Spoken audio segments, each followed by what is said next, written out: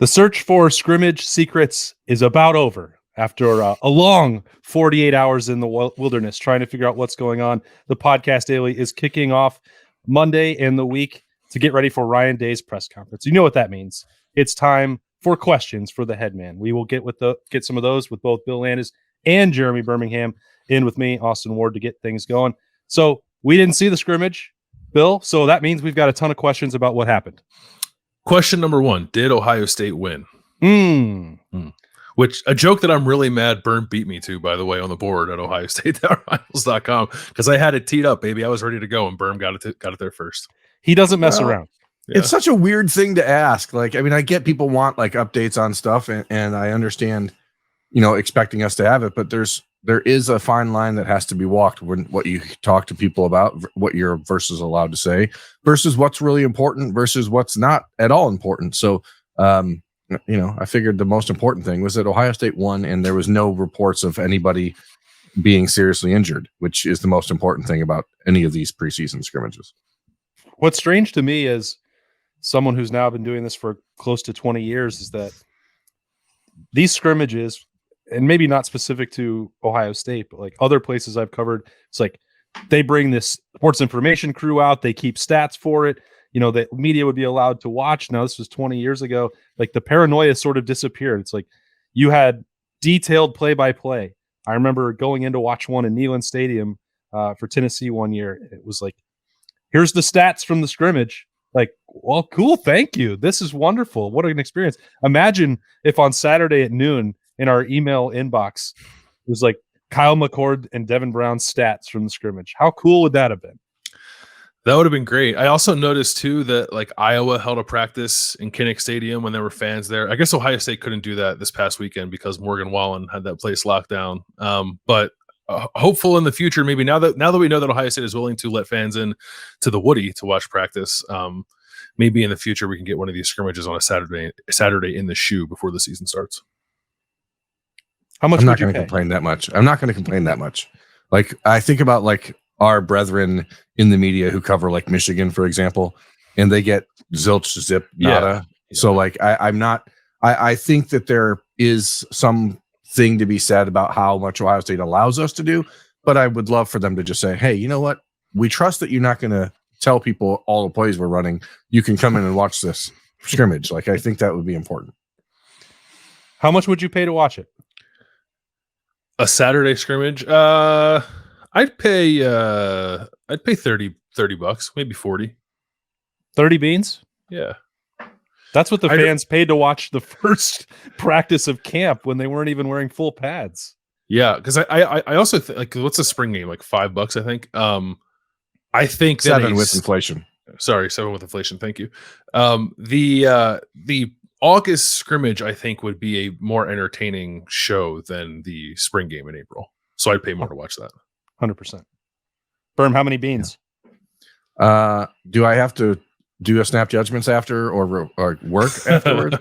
Or can I watch the practice? Yeah. Can I watch the scrimmage and have a few brews and work? I would not pay anything to have to go to work.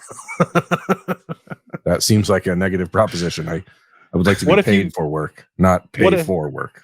We've done shows where we drink. What if you did Snappy J's off of a scrimmage where you had some beers? There you go. Okay, I'm down for that. I'll pay for the beer. Okay. I don't want to pay for the access to watch it. Got it. Fair All enough. right. Bill, kick off our normal Ryan Day press conference preview with a question, and it can't be about the quarterbacks or the offensive line. Okay, that's fair. I want to know more about how they're viewing Taiwan Malone, especially in this world where we know that something's up with Tyleik Williams, where he got hurt on the first day of practice when we were out there, and we went out a week later. He wasn't even like visible anywhere. I don't think he was inside. Maybe I'm wrong. Was he inside? He was on inside. Friday? He was one of the inside. 3 scholarship guys inside. Yeah. Okay, so he's out of practice, and we don't know what that is. So I guess like maybe we should get a prognosis from Ryan Day if he's willing to give one.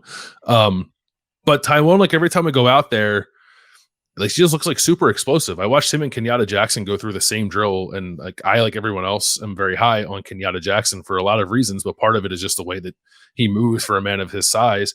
So he went through, and then Taiwan went through right after him. I was like, that kind of looks similar, like different body types, different ways of going about things. Obviously, they're not the same exact player, but in terms of fluidity of movement, I was pretty impressed by Taiwan Malone. So I think there is more of an opening there for him to be not just like a back end of the rotation guy, but maybe he's a guy who's pushing to play equal defensive tackle kind of snaps with people like Mike Hall and Ty Hamilton and Tyleek, should he get on the mend and start to contribute. So he's more, looks to me like more of an impact player than I would have guessed initially for this first year on campus, but I would like to pick Ryan Day's brain a little bit on that, because I'm wondering if what he has seen matches up with what I've seen on a smaller sample size. Yeah, Taiwan was a top 100 prospect coming out of high school, so you know that the ingredients are there for something really special. So Ohio State clearly finding a way to use him more is a good thing. That's why, like, my question is, staying with the defensive line, is there any world where Jack Sawyer is not a surefire starter opposite JT Tuimoloau, or is there a real chance for Kenyatta Jackson to actually push and become the guy opposite JT? Because from talking to people, from hearing things over the weekend, like, there was a lot of buzz about what Kenyatta Jackson did on the field on Saturday, and what he's done all off season. And I don't know if it means, it's not necessarily a negative for Jack that he's doing something wrong, but at some point you do wonder if maybe there's a more natural fit with an edge rusher like Kenyatta Jackson opposite a traditional strong side defensive end like JT, as opposed to having two basically strong side defensive ends out there at the same time. So I'm wondering if there's an opportunity there to move things around on the defensive line in order to keep Kenyatta on the field, because I think his explosiveness provides a different element for the defense that we haven't seen since Chase Young in 2019. My thoughts were going to the defensive line as well for Ohio State after a week and a half of camp. And a lot of it was just seeing Mike Hall with a heavily taped ankle, and then going down briefly in that Friday viewing window.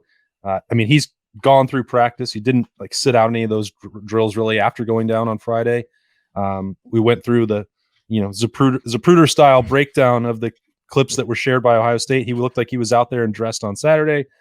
So I don't think that it's necessarily anything serious going on there, but coming off of last year where Ohio State was so careful with his reps and so guarded about what was going on with him physically, I'd like to know a little bit more about what that looks like for him going into the opener. He is so important for tapping into the highest ceiling for Ohio State's defense. And right along with that is, Mitchell Melton on day one, they were clearly being a little cautious with him. He got stretched out a little bit during individual periods early on in that. Again, we're just talking about two specific days, but it did look like 1 week later he was doing more. He got a Silver Bullet of the Day honor from Jim Knowles. What does his role look like at this point? Is that Jack related? Is it going to be on the edge? What does that look like as Ohio State, brings in Arvell Reese to help supplement some of the depth, and Joshua Mickens doing, work there? I have a lot of questions, basically about the entire group except for JT. Yeah, I wonder if they will, because in spring ball, it does seem like they start to pare down reps as you get deeper into it. Can you do that in the fall? I don't know. When you're ramping up to a game, I kind of almost feel like they should get through the first scrimmage. We have another week of practice, and then put all the really important guys in bubble wrap, and then we'll see you in Bloomington in 2 weeks. Right. But that's probably not realistic. But there definitely needs to be a balance there, because you need to, with a lot of these positions, get people to the finish line and healthy for the start of the season. But I think with a guy like Mike Hall, it is probably more imperative than it is for most. And I'd like to know, Caden Curry, we saw some of the changes physically. Berm has talked about him a ton with the motor and the upside. Is he fourth there? Do you want to move him around and do Jack things? We've mentioned him a year ago as a candidate to maybe do that, and it seemed like Ohio State was resistant to that idea. If you're paring down the rotation, what does that mean for somebody like Caden Curry, who would be in that bubble of fourth or fifth in the pecking order? Is it possible? I wanted to ask you guys this, because I'm wondering about how we should take that. Ryan Day has now said several times about paring down the rotation. I don't know if he used those words exactly, but that was the general idea on the defensive line.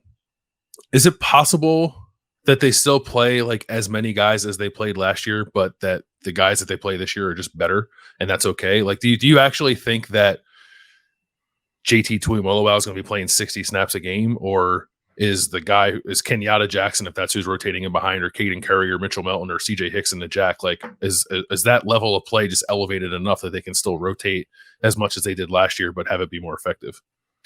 I don't think you have to rotate as much as you did a year ago, but you can still feel more confident that when you do have to rotate, the guys that are coming in are better. Austin has said it a few times, but for a player like JT Tuimoloau, like, he has to play until he can't play.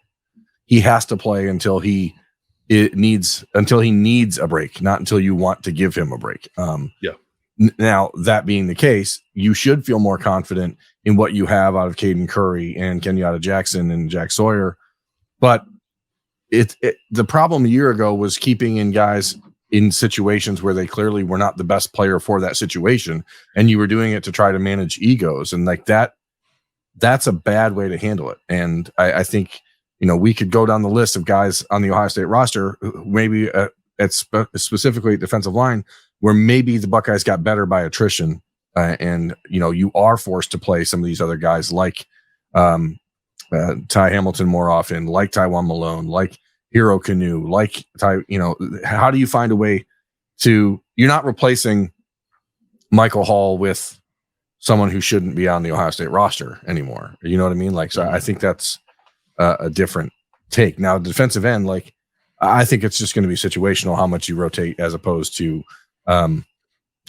sending in different waves of people, because you only have 4 defensive ends that you can put out there.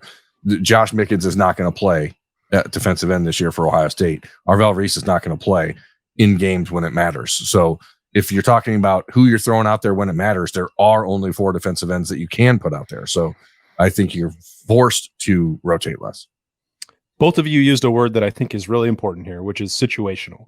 Now, I know, and I've said before, that there were people in the Woody, not just me talking about the rotation, that were frustrated with the number of total reps that the top end guys got. But let's set that aside. The times that I was most bewildered, befuddled, and baffled about Ohio State's rotation last year was if you had somebody, let's say Notre Dame, and they have 1st and 10 inside their 5-yard line.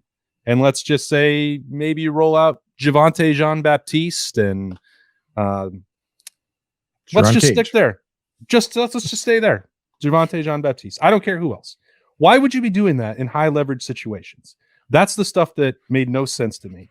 And apologies to Javonte Jean-Baptiste that he's taking the shrapnel here, but they were rolling out 2nd and 3rd team guys in that situation repeatedly and have for multiple years. So to answer your question, Bill, that you can't just go through a season with 2 defensive ends playing every snap. I know that. I get that. I understand it. And it would be unfair to ask JT to do it, and would probably put him in a situation where he could get hurt and not make it through the year. I understand that there are situations that he's going to have to come off the field. I think the single biggest frustration in watching Ohio State manage that last year is not taking advantage of high leverage situations where they could change the game and putting themselves at a disadvantage. And then even once they would let them out of the inside the 20, they'd stick with that same rotation all the way down the field. Yeah. So that has to stop. Yeah, we're on the same page. I agree with you. It's not that they rotate, it's when they rotate. I think any healthy, good, dominant defensive line has some element of rotation with its players. There needs to be more strategy behind it than I think Ohio State displayed last year, I think is what we're agreed upon. It can't be indiscriminate. You know what I mean? Yeah. Like, you can't just be like, well, we pre-planned this, so let's just run these guys out there. And I think it's obvious because Ryan Day is making it a point to talk about this stuff, that it is a problem that the entire program thinks needs to be remedied, because I don't believe Ryan Day would be making that a public talking point if he didn't think it was a real problem. Okay, that's a very deep defensive line talk. What else is on your mind, Bill? A couple things. I'll stay away from the offensive line, I guess, because we've talked a lot about it. But I am wondering about the running back situation. One, like, was Mayan Williams able to participate in the scrimmage on Saturday, and to what extent did he do so? And then, like, who kind of popped from that group? I thought we saw a pretty good practice from Evan Pryor on Friday. Did that carry over to the Saturday scrimmage? Really, how do they all look? I don't know that we're going to get a ton of clarity on exactly what that pecking order is going to look like, and it will probably change throughout the year as we know about the nature of that position. I'm sure that they feel very good about the depth they have in that room. I'm wondering if at this point in camp, and perhaps it's too early, if the top end of that pecking order has become any more clear than it was going into camp, and how does whatever's going on with Mayan, complicate that? Yeah, because he was not there on Friday at all. So that does make it interesting. He was not one of the scholarship guys working out inside. That was Jaden Bonsu and Tyleek Williams, and you're hoping to figure out just some semblance of what's going on there. I do want to ask about the offensive line. I know people are going to talk about it, and it's not about, hey, are you concerned about this? Because obviously everyone's going to be concerned that you don't have a functioning backup group if you need it. My question is, are we being unfair based on what we saw on Friday? Is it possible? I suppose everything's possible, but is it likely that we overreacted to those guys having one bad practice and it just happens to be the day we're all there to watch it? Because I don't think that people should assume or expect that we want to go on a podcast and say these guys were not very good, because that's not something I want to do. I know these kids and their families. It's not like it's a nice thing to have to say, but was Friday just an anomaly, or is Friday something that we've, gonna have to come to expect? Because I do think that there's at least a potential chance that we just caught them on a down day. And I'm hoping that was the case, because it was ugly. Maybe we're being unfair about the individual evaluations and the depth of the offensive line. I think what was uncomfortable to watch, and this is probably true, almost certainly true of every team in the country. If you just go watch the second team offensive line, they're not going to be as good as the first team offensive line anywhere. That's pretty natural, right? That makes a lot of sense. Ohio State's depth, I feel like, is much better than maybe we're getting credit for. And you don't get a feel for that by watching the next five guys all go head-to-head against JT Tuimoloau and Mike Hall. If Enoch Vamahi has to go in and fill in at guard for Matthew Jones or Donovan Jackson, I think Ohio State would feel okay about that. If they are of the mindset that Tegra Shabola is pushing for one of the starting jobs with Josh Simmons, that means they probably feel pretty good about the third tackle that's in line. If Vic Cutler is making it a legitimate battle with Carson Hinsman at center, that's good. Like, that's a positive. So those three guys, if they were taking reps with the first team offensive line, we'd probably have a very different picture. Say, well, that looks pretty good when he's got, this veteran Donovan Jackson on his left side or whatever else. Like, evaluating them as a collective second team group is definitely unfair. They're not going to be as good. So I suppose the whole is guaranteed to be less than the sum of the parts. Right. And I think that situation. And I think that it compounded it when we were talking on Friday, which we definitely didn't want to do that. It wasn't our idea. Like, hey, this first week of camp's been really positive. Let's go nuts on them today. Like, that wasn't the idea. But when you're putting Kyle McCord or Devin Brown behind that second team offensive line, which collectively then is not as good as the starters, bad things can happen. And I think that was what I thought was off-putting. Yeah, I mean, I agree. I do think I don't know if I would use a term overreact, but there's probably like a question of fairness. Was it fair to like try to evaluate that group as a whole when it wasn't really you're never going to see a situation where all five backup offensive linemen are playing together. It was also pointed out to me. Yeah, it was pointed out to me. It's a line change. Yeah. It was pointed out to me. Maybe it was to you guys as well after the fact that like there were walk-ons mixing into with that group at times. So why you would have that group go up against JT and Mike Hall, I'm not entirely sure. But I did, that video was watched by a lot of people and aggregated a few different places. So I think it is probably worth mentioning that perhaps in the moment we got a little carried away with something that is not super important or a real reflection of reality. I think you can pick out two or three individuals who are quote unquote reserves on that offensive line that would actually provide Ohio State some pretty good depth, but maybe they don't have 10. And if you want 10, why it's called snap judgments, right? Yeah. If you want 10, you maybe feel bad, but they probably have 6 or 7 or 8. Yeah. it was an immediate response to walking. I mean, we filmed that like 2 minutes after walking off the practice field. So it was fresh. There wasn't a lot of time for like, really letting it wash over you and think about exactly what we saw. But, I do want to make sure that we're being fair about it and being level about it without giving people reason to panic. But I think that it's the same question, though, goes into, is this the best way for Kyle McCord and Devin Brown to be evaluated when you're like, are you intentionally putting them in dangerous situations to see how they respond?